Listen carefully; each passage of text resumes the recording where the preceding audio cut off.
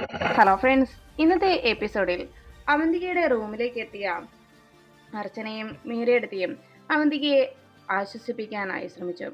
മീരയെടുത്തി അവന്തികയോട് പറഞ്ഞു, ഇപ്പോ ഇങ്ങനെ ഒരു പ്രശ്നം ഉണ്ടായത് അത് മനസ്സിൽ കൊണ്ടു നടക്കണ്ട. കാരണം എന്തെന്ന് വെച്ചാൽ എനിക്കും ഇതുപോലെ തന്നെ ആവണിമോൾക്ക് മുൻപ് 2 അബോർഷൻ സംഭവിച്ചതാണ്. അതിനുശേഷമാണ് ഞങ്ങൾക്ക് ആവണിമോളെ കിട്ടിയത്. അതുകൊണ്ട് ഇത് ഇങ്ങനെ സംഭവിക്കുന്നത് സാധാരണയാണ്. അതോർത്ത് വിഷമിക്കേണ്ടതില്ല. ഇത് അവന്തിക്ക് മാത്രമല്ല ഇങ്ങനെ സംഭവിച്ചിട്ടുള്ളതും എന്ന് പറഞ്ഞ് മീരടുത്തി അവിടെ നിന്ന് പോകുന്നു.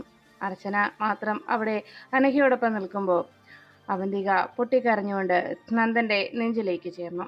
നന്ദൻ അവരെല്ലാവരും നോക്കി നിൽക്കുന്നത് കൊണ്ട് തൽക്കാലം അവന്തിക തന്റെ നെഞ്ചിലേക്ക് ചേർന്ന് പൊട്ടിക്കരയുന്നത് കണ്ടപ്പോൾ എന്ത് ചെയ്യുന്നറിയാതെ അല്പനേരത്തേക്ക് നന്ദൻ പകച്ചങ്ങനെ നിൽക്കുമ്പോൾ അവസാനം അവന്തികയെ ആശ്വസിപ്പിക്കുവാനായി മറ്റുള്ളവരെ ബോധ്യപ്പെടുത്തുന്നതിന് വേണ്ടി അവന്തികയുടെ ദേഹത്ത് തോളിൽ പിടിച്ചുകൊണ്ട് നന്ദൻ ചേർത്ത് നിർത്തുന്നു. ഈ കാഴ്ച കണ്ടതോടെ അവന്തിക പതിയെ തല ഉയർത്തി അർച്ചനയെ നോക്കുന്നു. നന്ദനെ താൻ തന്റെ വരുതിയിലാക്കി എന്ന രീതിയിൽ അവന്തിക അർച്ചനയെ നോക്കി ഒന്ന് ചിരിക്കുകയും നന്ദൻ ശരിക്കും ഒരു മണ്ടനായി തന്റെ മുന്നിൽ ഇപ്പോഴും നിൽക്കുന്നു എന്ന് അവന്തികയെ ബോധ്യപ്പെടുത്തുന്നത് പോലെ അവന്തിക അർച്ചനയെ നോക്കുന്നു. ഈ സമയത്ത് നന്ദൻ മനസ്സിലാകെ ദേഷ്യത്തോടെ മറ്റുള്ളവരുടെ മുന്നിൽ ഭർത്താവെന്ന് എല്ലാവരുടെയും മുന്നിൽ അഭിനയിച്ച് ഫലിപ്പിക്കേണ്ടതിന്റെ കുറ്റബോധത്തിൽ നന്ദനും നിന്നു. അതിനുശേഷം ആതിര ബാൽക്കണിയിൽ നിൽക്കുമ്പോൾ അവിടേക്ക് മീരയെടുത്തി എത്തി.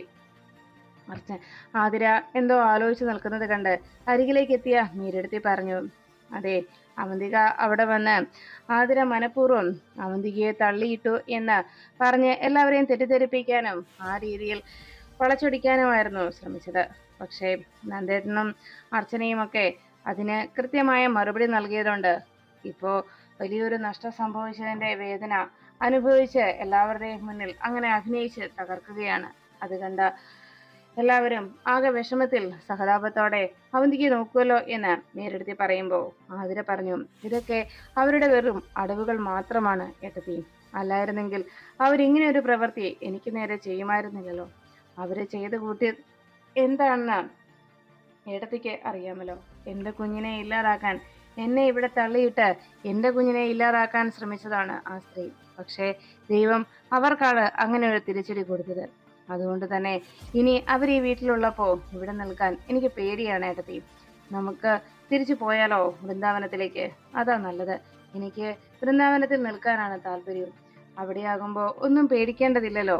ഇവരുടെ ഇത്തരം പ്രവൃത്തികളൊന്നും അവിടെ എനിക്ക് നേരെ ഉണ്ടാവില്ലല്ലോ എന്ന് ആശ്വാസത്തിൽ ആതിര ചോദിക്കുമ്പോ മീരടുത്തി പറഞ്ഞു, അല്ല, അവന്തികയെ പേടിച്ച് അങ്ങനെ നമുക്ക് ഓടിപ്പോകാൻ പറ്റുമോ? അത് മാത്രമല്ല, ഇപ്പോ ഈ ഒരു സാഹചര്യത്തിൽ ഇതിനു മുൻപായിരുന്നെങ്കിൽ നമ്മൾ സീമന്ത ചടങ്ങ് നടത്തിയ സമയത്തായിരുന്നെങ്കിൽ അവിടേക്ക് പോകാമായിരുന്നു. അത് കുഴപ്പമുള്ള കാര്യമായിരുന്നില്ല. കാരണം അങ്ങനെ ഒരു ചടങ്ങിന്റെ ഭാഗമായിട്ട് 7-ാം മാസത്തിൽ ആതിരെ കൊണ്ടുപോകുന്നതിന് കുഴപ്പമുള്ള കാര്യങ്ങളൊന്നുമില്ല. പക്ഷെ ഇനിയിപ്പോ എങ്ങനെ നമുക്ക് ഇക്കാര്യം പറയാൻ കഴിയും? സേതു അങ്കിളിന്റെ താല്പര്യപ്രകാരം ഇവിടെ നിർത്താനായി എല്ലാവരും സമ്മതിച്ചു പോയതല്ലേ. അപ്പോ ഇനി എന്ത് പറഞ്ഞാ ഇവിടെ നിന്ന് വൃന്ദാവനത്തിലേക്ക് പോവുക? അത് മാത്രമല്ല, സന്ദീപ് ഇക്കാര്യം അറിഞ്ഞാൽ സന്ദീപ് സമ്മതിച്ചു തരുവോ എന്ന് ചോദിക്കുമ്പോൾ ആതിരയുടെ ആശങ്കയോടുള്ള വാക്കുകൾ കേട്ടുള്ള മീരയെടുത്തിയുടെ ചോദ്യം കേട്ട് പെട്ടെന്ന് അപ്പുറത്ത് നിന്ന് ഒരു ശബ്ദം വന്നു, ഞാൻ സമ്മതിക്കും. എന്താ സമ്മതിച്ചാല് എന്ന് ചോദിച്ചുകൊണ്ട് ആരോ മുന്നിലേക്ക് വന്നത് കേട്ട് ആ ശബ്ദം അത് സന്ദീപിൻ്റെതാണെന്ന് മനസ്സിലാക്കി ഞെട്ടലോടെ മീരയെടുത്തിയും ആതിരയും നോക്കി. ഉടനെ തന്നെ സന്ദീപ് അരികിലേക്ക് എത്തിയിട്ട് പറഞ്ഞു, ആതിരയുടെ ആഗ്രഹം അതാണെങ്കിൽ ആതിര അവിടെ പോകുന്നതിൽ ഞാൻ ഒരിക്കലും എതിർക്കില്ല. കാരണം എൻ്റെ ഭാര്യയാണ്, എൻ്റെ കുഞ്ഞിൻ്റെ അമ്മയാകാൻ പോകുന്നവളാണ് ആതിര. ആ നിലയ്ക്ക് ആതിര എവിടെയാണോ കംഫർട്ടായിട്ടിരിക്കുന്നത് അതാണ് എൻ്റെ കുഞ്ഞിനും ഏറ്റവും നല്ലത്. അതുകൊണ്ട് തന്നെ ആതിരയ്ക്ക് എവിടെ കഴിയാനാണ് താല്പര്യം എന്ന് വെച്ചാൽ അവിടേക്ക് പോകാം. അതിൽ ഞാനോ അല്ലെങ്കിൽ അച്ഛൻ്റെ ആഗ്രഹമൊന്നും അതിനൊരിക്കലും ഒരു തടസ്സമല്ല. ആതിരയുടെ ഇഷ്ടം, ആതിര എപ്പോ എവിടെ കഴിയുന്നതാണ് ആതിരയ്ക്ക് സന്തോഷം. അത് തീർച്ചയായിട്ടും ആതിരയുടെയും കുഞ്ഞിൻ്റെയും ആരോഗ്യത്തെ കൂടി ബാധിക്കും. അതുകൊണ്ട് തന്നെ എൻ്റെ ഭാര്യയുടെ സന്തോഷം മാത്രമാണ് ഞാൻ ആഗ്രഹിക്കുന്നത്. മറ്റൊന്നും അതിനു മുന്നിൽ എനിക്ക് വലുതല്ല എന്ന് സന്ദീപ് ആതിരയുടെ അരികിലേക്ക് എത്തി അറിയിച്ചു. സന്ദീപിന്റെ വാക്കുകൾ കേട്ടതോടെ ആതിര സന്തോഷത്തിൽ സന്ദീപിനെ നോക്കുമ്പോൾ മീരടുത്തിയോട് സന്ദീപ് പറഞ്ഞു, അച്ഛനോട് ഞാൻ പറഞ്ഞോളാം. ആതിരയ്ക്ക് അവിടേക്ക് പോകാനാണ് താല്പര്യമെങ്കിൽ ആതിര പോകുന്നതിൽ എനിക്ക് യാതൊരു വിരോധവുമില്ല എന്ന് സന്ദീപ് പറയുമ്പോൾ മീരയെടുത്തി സന്ദീപിനെയും ആതിരയും നോക്കി. അതിനുശേഷം സന്ദീപ് വേഗം താഴേക്ക് ഇറങ്ങി പോകുന്ന നേരത്ത് അർച്ചന മുകളിലേക്ക് കയറി വരുന്നത് സന്ദീപ് കണ്ടു. ഉടനെ തന്നെ അർച്ചനയോട് സന്ദീപ് പറഞ്ഞു, ഏട്ടത്തി, ആതിരയ്ക്ക് വൃന്ദാവനത്തിലേക്ക് പോകാനാണ് ആഗ്രഹം. അതിനെക്കുറിച്ച് ആതിര ഇപ്പോ മീരടത്തിയോട് സംസാരിക്കുന്നത് കേട്ടു. ആതിരയുടെ ആഗ്രഹം അതാണെങ്കിൽ, ആതിരയുടെ സന്തോഷം അതാണെങ്കിൽ ഞാൻ അതിനൊരിക്കലും എതിര് നിൽക്കില്ല. അതുകൊണ്ട് ആതിരയ്ക്ക് വൃന്ദാവനത്തിലേക്ക് പോകാൻ ആഗ്രഹമെങ്കിൽ ആതിര പൊയ്ക്കോട്ടെ, അതാണ് ഏട്ടത്തി നല്ലത് എന്ന് പറഞ്ഞ് സന്ദീപ് താഴേക്ക് ഇറങ്ങിപ്പോന്നു. പിന്നാലെ എത്തിയ അർച്ചന ആതിരയുടെ അരികിൽ എത്തി ചോദിച്ചു, ഇപ്പോ നീ ഇങ്ങനെ ഒരു തീരുമാനം എടുക്കാനുള്ള കാരണം എന്താന്ന് എനിക്കറിയാം. അത് അവന്തിയുടെ അടുത്ത് തിരിച്ചെത്തിയത് കൊണ്ടല്ലേ? കാരണത്താൽ നീ ഇപ്പോ ഇവിടെ നിന്ന് പോകുന്നത് ശരിയാണോ മോളെ എന്ന് ചോദിച്ചതും, പിന്നെ ഇനിയും ഇവിടെ കഴിഞ്ഞാൽ ആ സ്ത്രീ എന്റെ കുഞ്ഞിനെ ഇല്ലാതാക്കാൻ ശ്രമിക്കില്ലേ ചേച്ചി എന്നുള്ള ആതിരയുടെ ചോദ്യം കേട്ട് അർച്ചന പറഞ്ഞു, ശ്രമിക്കും, അത് തീർച്ചയാണ്. അവർ ഇനിയും ആ ശ്രമങ്ങൾ തുടരുകയും ചെയ്യും. അതിപ്പോഴും നല്ല, എപ്പോഴും അങ്ങനെ ഉണ്ടാവുകയും ചെയ്യും. പക്ഷെ ഇപ്പോ പേടിച്ചോടിയാൽ എത്ര നാൾ നമ്മൾ ഇങ്ങനെ പേടിച്ചോടും മോളെ? എവിടെ വരെ? ഇനിയും നമ്മൾ ഈ വീട്ടിൽ തന്നെ കഴിയേണ്ടവരല്ലേ? അപ്പോ ഇപ്പോ ഇങ്ങനെ ഒരു ഭയം മനസ്സിൽ ഉള്ളത് കൊണ്ട് അവരെ പേടിച്ച് ഇവിടെ നിന്ന് ഓടിയാൽ നമുക്ക് എന്നും ഈ ഓട്ടത്തിന് മാത്രമല്ല നേരമുണ്ടാവുകയുള്ളൂ.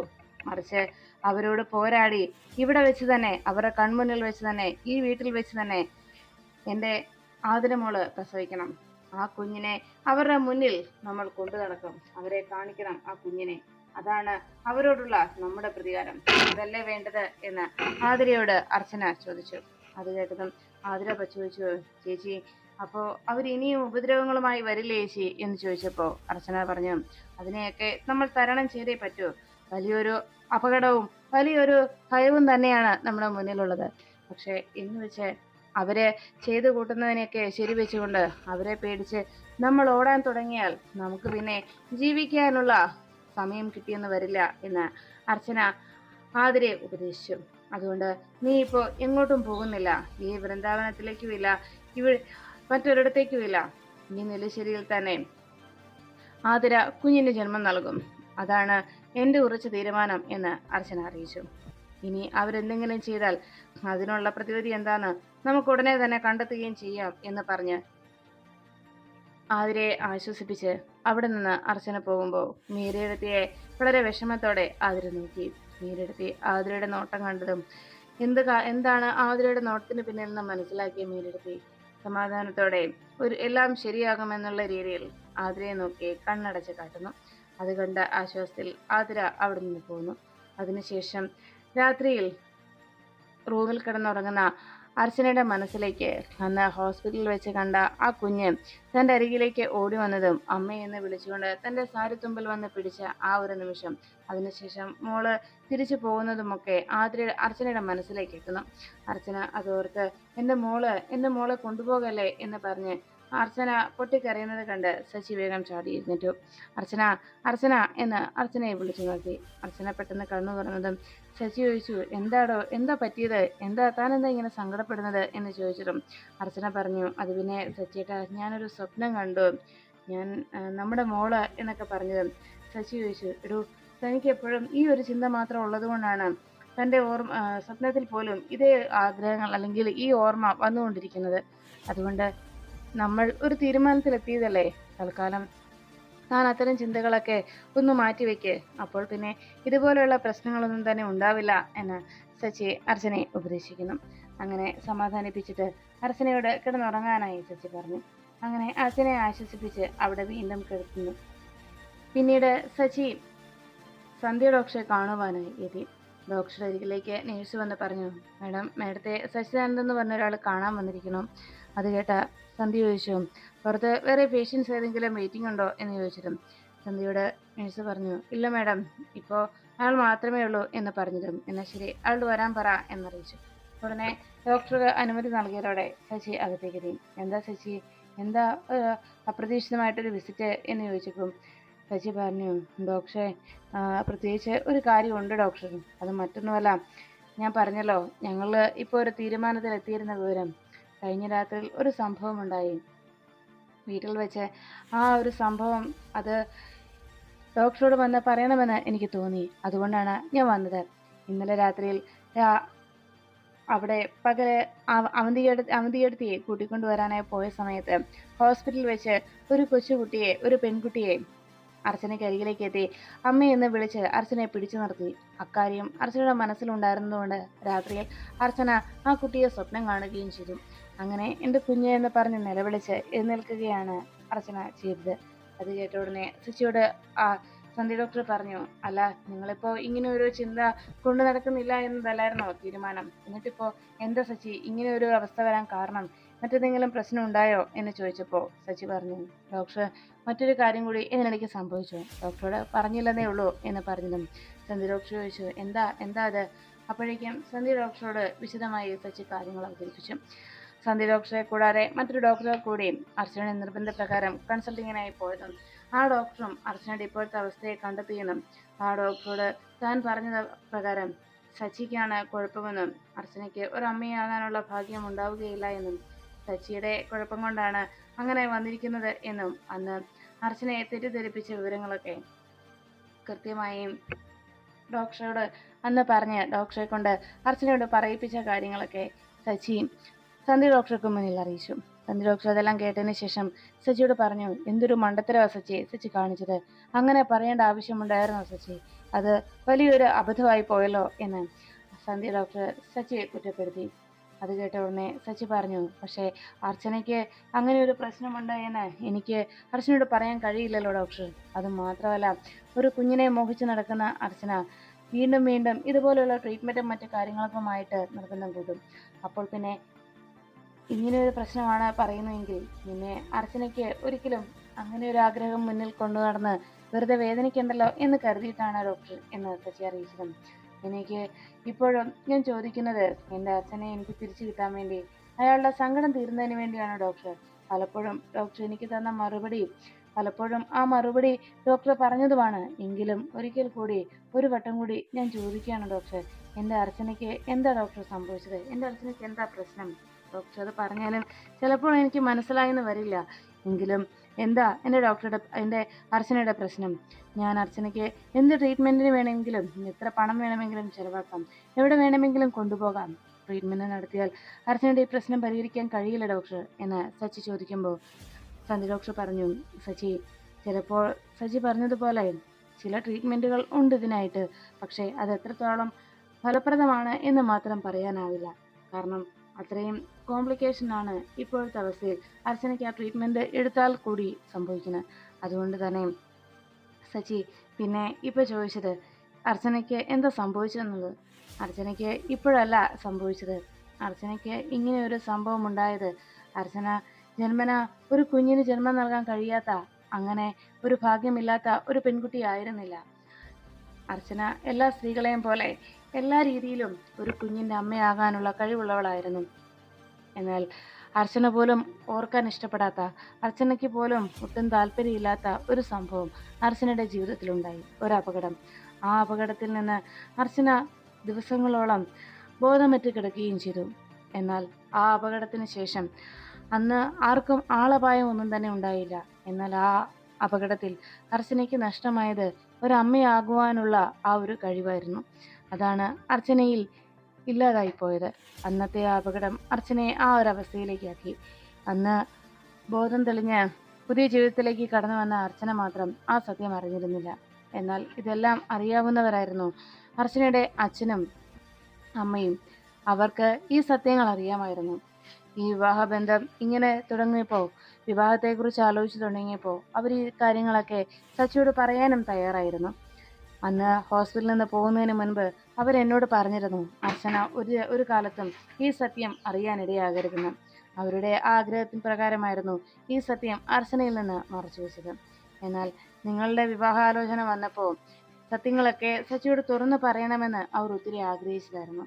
ഇപ്പോൾ ശശി ഓർക്കുമായിരിക്കും, മനഃപൂർവ്വം ശശിയെ അവർ വഞ്ചിക്കുകയാണ് ചെയ്തതെന്ന്, ചതിക്കുകയാണ് ചെയ്തതെന്ന്. എന്നാൽ ഒരിക്കലും ശശിയെ ചതിക്കുകയല്ല ആ പാവങ്ങൾ ചെയ്തത്.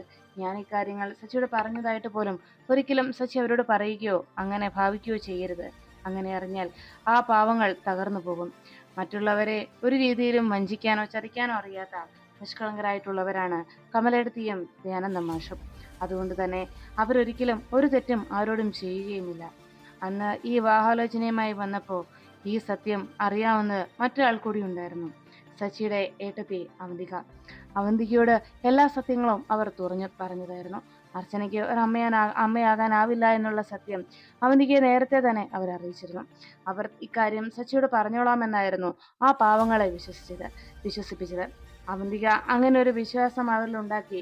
പിന്നീട് സച്ചിയോട് ഇക്കാര്യം മറച്ചു വെച്ചതും എന്ത് കാരണത്താലാണ് എന്ന് എനിക്കറിയില്ല. മനഃപൂർവ്വം ഒരമ്മയാകാനുള്ള കഴിവില്ലാത്ത പെൺകുട്ടിയെ സച്ചി കൊണ്ട് വിവാഹം കഴിപ്പിച്ചതിന്റെ പിന്നിൽ എന്ത് കാരണമുണ്ടെന്നും അതിന്റെ പിന്നിലായി അവന്തികയുടെ ലക്ഷ്യം എന്തായിരുന്നു എന്നൊന്നും എനിക്കറിയില്ല. പക്ഷെ ഇപ്പോഴും ആ ഒരു സംശയം എനിക്ക് നിലനിൽക്കുകയാണ്. അവന്തിക എന്ത് കാരണത്താൽ ഇങ്ങനെയെല്ലാം ചെയ്തു എന്നതിനുള്ള മറുപടി അവന്തികയുടെ പക്കൽ മാത്രമേ ഉള്ളൂ. പക്ഷേ ഒരു കാര്യം സച്ചിയോട് ഞാൻ പറയാം, ഒരിക്കലും ആ പാവങ്ങൾ സച്ചിയെ വഞ്ചിക്കാൻ ആഗ്രഹിച്ചിരുന്നില്ല. അവർക്ക് ഇതിൽ യാതൊരു വിധത്തിലും അവരെ കുറ്റപ്പെടുത്താനോ അവർ സച്ചിയെ ചതിച്ചെന്ന് പറയുവാനോ കഴിയില്ല. അതുകൊണ്ട് തന്നെ സച്ചിയുടെ ചിന്തകളിൽ പോലും ഒരിക്കലും അവരെ കുറ്റക്കാരായി കരുതരുത് എന്ന് സന്ധ്യ ഡോക്ടർ സച്ചിയോട് ആവശ്യപ്പെടുമ്പോൾ എല്ലാ സത്യങ്ങളും കേട്ടതിന്റെ ആഘാതത്തിൽ ഞെട്ടലോടെ ഇരിക്കുകയാണ് സച്ചി. അടുത്ത എപ്പിസോഡിൽ അവന്തിക നെല്ലിശ്ശേരിയിൽ നിന്ന് ധനുഷിന്റെ ഫോണിലേക്ക് വിളിക്കുന്നു. ധനുഷ് കോൾ എടുക്കുമ്പോൾ അവന്തിക ധനുഷിനോട് ചോദിക്കണം, ഞാൻ എന്തിനാ ഹോസ്പിറ്റലിൽ കിടന്നതെന്ന് നിനക്കറിയാവോ? ആ ചോദ്യം കേട്ട് ധനുഷ് ഒന്നും മിണ്ടാതെ നിൽക്കുമ്പോൾ അവന്തിക ധനുഷിനോട് പറഞ്ഞു, എന്റെ വയറ്റിലുണ്ടായിരുന്ന കുഞ്ഞിനെ നഷ്ടമായതിന്റെ വേദനയിൽ. അത് കേട്ട് അതുവഴി വരുന്ന അർച്ചന അവന്തികയുടെ ആ സംസാരം കാതോർക്കുന്നു.